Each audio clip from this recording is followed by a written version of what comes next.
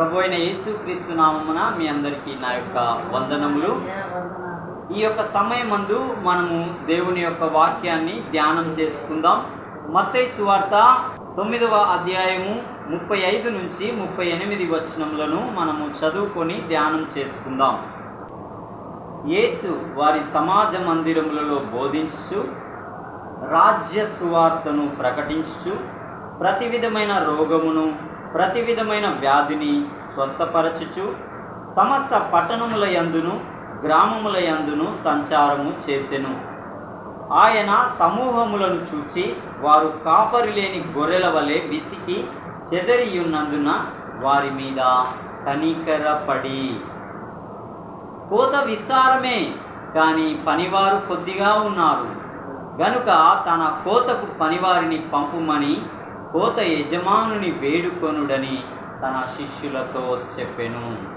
దేవుడు తన మాటలు మన వినికిడిలో దీవించునుగాక. ఆమేన్. ఇక్కడ మనము గమనిద్దాం. 35వ వచనంలో యేసు వారి సమాజ మందిరములలో బోధించుచు. సమాజ మందిరము అనగా సమాజంగా కూడుకునే ఒక స్థలమని అర్థం. ఆ ఇజ్రాయేల్ దేశము యూదా ప్రాంతములలో ఉండేవి. ఆ ప్రాంతంలో అక్కడ ఉన్న సమాజ మందిరములలో ఉన్నవారు యూదులు అనగా ఇజ్రాయేలీలు ఉండేవారు.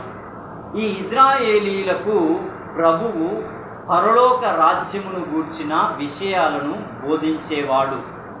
ఎవరైతే పరలోకం రావాలని మీరు తలంచుతున్నారో, మీరు మీ పాపములను ఒప్పుకొని విడిచిపెట్టి ఆయన కృపా కనికరముల యొద్ద వేడుకొని పశ్చాత్తాప పడితే మీకు క్షమాపణ, మీకు పరలోక రాజ్య భాగ్యము దొరుకుతుంది అని ఆనాటి సమాజ మందిరములలో యేసుక్రీస్తు ప్రభువు బోధించేవాడు. సువార్తను ప్రకటించుచు, సువార్త అనగా మీకోసమే నేను వచ్చాను, మీ పాపముల నిమిత్తము నా ప్రాణము పెట్టుచున్నాను, మరలా మిమ్మలను నీతిమంతులుగా నిలవబెట్టడానికి నేను తిరిగి లేస్తాను, మీ కొరకు స్థలము సిద్ధపరచ వెళ్ళుచున్నాను, ఎవరైతే సిద్ధంగా నిరీక్షణ కలిగి ఉన్నారో వారిని మరలా నేను వచ్చి పరలోక రాజ్యానికి తీసుకొని వెళ్తాను అని ఆ యొక్క సమాజ మందిరములలో బోధించుచు సువార్తను ప్రకటించుచు ఉన్నాడు.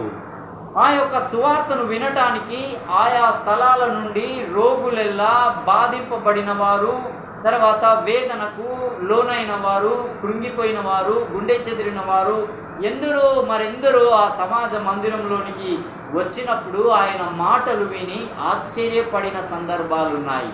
సమస్త పట్టణముల యందు ప్రతి విధమైన రోగమును, ప్రతి విధమైన వ్యాధిని ఆయన స్వస్థపరచుచూ ఉండడం గమనించారు ప్రజలు. చూడండి, ఎక్కడైనా ఒక వ్యక్తి ద్వారా బాగుపడుతున్నారు అని తెలిస్తే ఆ సమాచారం ఎంత మటుకు వెళ్ళిపోతుందండి? చాలా దూరం వెళ్ళిపోతుంది. అలాగే ఆనాటి కాలంలో యేసు ప్రభువు బోధిస్తున్నప్పుడు ఆయన ద్వారా సూచక క్రియలు, అద్భుత కార్యములు, స్వస్థత కార్యములు జరుగుచూ ఉండడం అలనాటి రోగులు చూచినప్పుడు ఆ రోగులు అనేక స్థలాల్లో ఉన్న ప్రజలకు పలానా స్థలం నందు ప్రభు అయిన యేసుక్రీస్తు ఉన్నాడు, ఆయన ద్వారా ఎన్నో మహత్కార్యములు జరుగుచున్నవి, ఇదిగో ఆయన యొద్దకు వచ్చిన ఏ ఒక్కడు కూడా మరలా అదే రోగంతో తిరిగి వెళ్ళడం లేదు, ఆయన యొద్దకు రాగా ఆయన అందరినీ ముట్టి స్వస్థపరుస్తున్నాడు అన్న విషయం వినబడినప్పుడు అనేక స్థలాల్లోని ప్రజలు, దేశంలో ఉన్న ప్రజలు ఆయన యొద్దకు రావడం ప్రారంభించారు. ఎందుకు ప్రభువు వారి ఎడల ఆ విధముగా ఆయన తన కార్యాలను జరిగించాడు అంటే కారణం వారి ఎడల ఆయన జాలి పడ్డాడు, వారి ఎడల ఆయన కనికర పడ్డాడు. మనం ఒకసారి ఆలోచిస్తే ఎంత గొప్ప ధనవంతుడైనా, ఎంత గొప్ప డాక్టర్ అయినా బీదల ఎడల జాలి పడతారా అండి?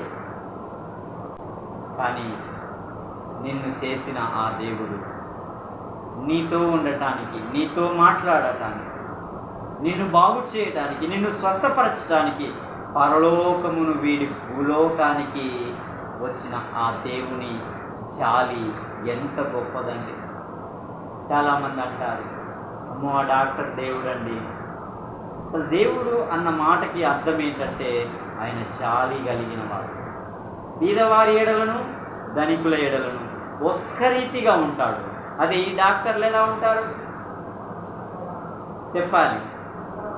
వాళ్ళకు తగ్గవారు వస్తే ఒక సీట్లో కూర్చోబెడతారు, మామూలు వాళ్ళు వస్తే వాళ్ళకు తగ్గట్టుగా ఉన్న వాళ్ళతోటి ఎంతసేపు అయినా మాట్లాడతారు. కానీ మామూలు వాళ్ళు వస్తే కాసేపు మాట్లాడి పక్క నుండి వేరే వాళ్ళు వచ్చి మీకు చెప్తారు అంటారు. దేవునితో ఏ నరుడు సమతూగడండి. దేవుని కాలి ధూళి కింద కూడా నరుడు పనికిరాడు. ఆ దేవుడు సమాజ మందిరములలో తిరిగి పరలోకమును గూర్చిన వార్త ప్రకటిస్తూ ఆయన యొద్దకు వచ్చిన కుంటివారిని, గుడ్డివారిని, మూగవారిని, కుష్టివారిని, ఎలాంటి రోగం చేత నిండబడిన వాడు వచ్చినా వాళ్ళని ముట్టుకోవడం అంటే, ఏ డాక్టర్ అన్నా కుష్ఠిరోగిని ఆయన యొద్దకు తీసుకొని వెళ్తే తన చేతులకి గ్లౌజులు వేసుకోకుండా పట్టుకుంటాడా అండి? పట్టుకుంటాడా? పట్టుకోలేడు. ఆ వాసన భయంకరంగా వస్తుంది. అసలు అక్కడ దాకా తీసుకెళ్ళడానికి కూడా ఒప్పుకోరు. కానీ మన ప్రభువు ఎందుకు అంత ప్రేమ, అంత జాలి, అంత కనికరం చూపాడంటే ఆయన పోలికలో ఉన్న వారము మనం. అందుకే ఆయన ఆ ప్రేమను, ఆ జాలిని, ఆ కనికరాన్ని నరుల ఎడల చూపాడు. అందరూ ఆయన యొద్దకు వస్తే అందరినీ ఆయన ఒకరెక్కువ ఒకరు తక్కువ అన్న భావనతో ఆయన చూడలేదు. చూడనేరడు. ఎందుకంటే ఆయన దేవుడు. లోకంలో కూడా ఎంతోమంది సమాజాన్ని మనం చూస్తూ ఉంటే వేరే వాళ్ళు అందులోకి వెళ్తే వాళ్ళు సహించరు. ఎందుకంటే వారు భేదమును చూపారు. మన దేవుడు అలాగిన భేదము చూపలేదు.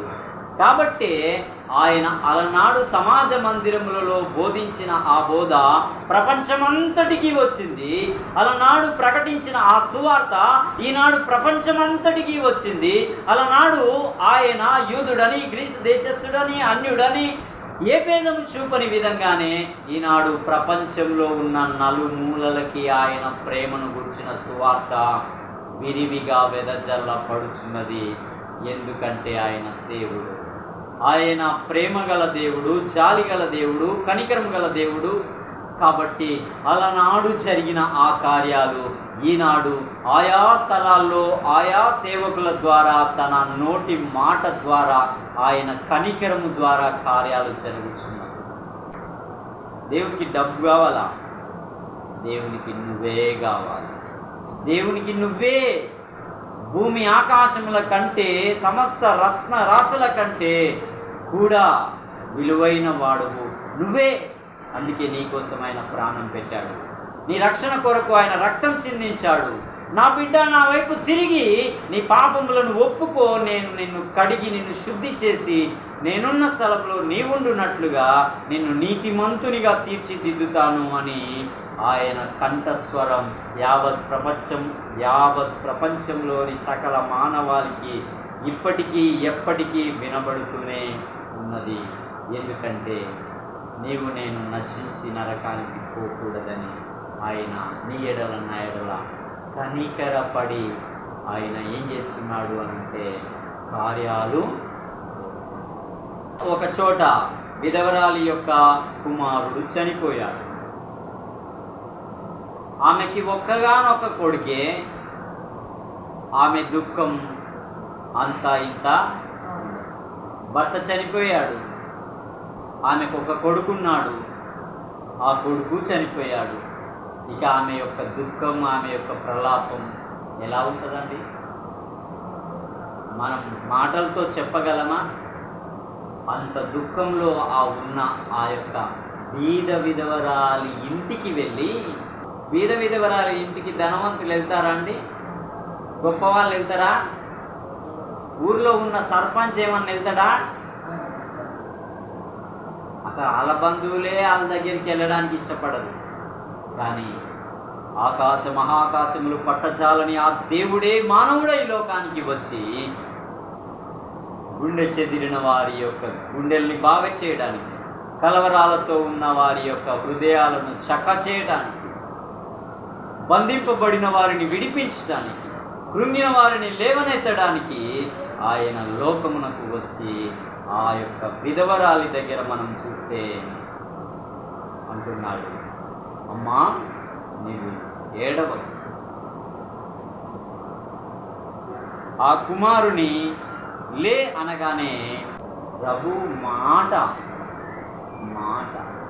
ఎంత శక్తి ఉంటే ఆ మాటకి అంత కార్యం జరుగుతుంది అంటే ఆ శక్తి మన జ్ఞానానికి అందనంత ఎత్తులో ఆ తల్లి గుండెల్ని ఆదరించాడు ఆ బిడ్డనంతే. పుట్టు గుడ్డివారు ఎందరో ఆయన దగ్గరికి వచ్చి పుట్టింది మొదలుకొని 30-40 సంవత్సరాల వరకు లోకమంటే ఏంటో ఎరగని ఆ సమాజం అలా ఉన్నప్పుడు ప్రభువు ద్వారా కార్యాలు జరుగుతున్నాయని విన్నప్పుడు ఆయన దగ్గరికి ఎల్లగా అయ్యా మా కన్నులు బాగు చేయండి అని అడిగితే వారి కన్నులను ఆయన ఇలా ముట్టగానే కన్నులు చీకటిలో మ్రగ్గి ఉన్న ఆ సమాజం తల్లి అంటే ఎలా ఉంటుందో, తండ్రి అంటే ఎలా ఉంటుందో, చెల్లి అక్క ఎలా ఉంటుందో, అసలు ఈ భూమి ఆకాశాలు ఎలా ఉంటాయో, ఈ ప్రకృతి ఎలా ఉంటుందో ఎరగని ఆ సమాజమైన ఆ గుడ్డివారు ఆయన దగ్గరికి రాగానే ఆయన కన్నులు ముట్టి స్వస్థపరచగానే ఈ ప్రకృతిని లోకాన్ని సృష్టించిన ఆ దేవుణ్ణి చూశారు. తన తల్లి ఈమెనే అని, తన తండ్రి ఆయనే అని, తన చెల్లి ఈమెనే అని ఆ కన్నుల ద్వారా ఆనందించి ఆ దేవుణ్ణి ఆరాధించిన వారిగా, గొప్ప చేసిన వారిగా ఉన్నారు. ఈనాడు కండ్ల మీద పొరలు వస్తే ఆ పొరలు తీస్తారు తప్ప గుడ్డివానికి ఏ డాక్టర్ అయినా కళ్ళు వచ్చేటట్టు చేసిండా చెప్పాలి.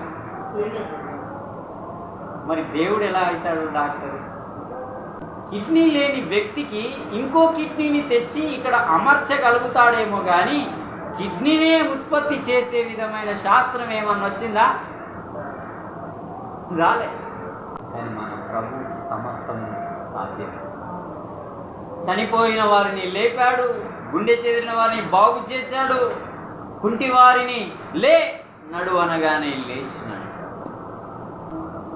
నేటికి ఆయా దేశాల్లో అద్భుతమైన కార్యాలు కొంతమంది సేవకుల ద్వారా దేవుడు జరిగిస్తూ ఉండడం మనం చూస్తాం.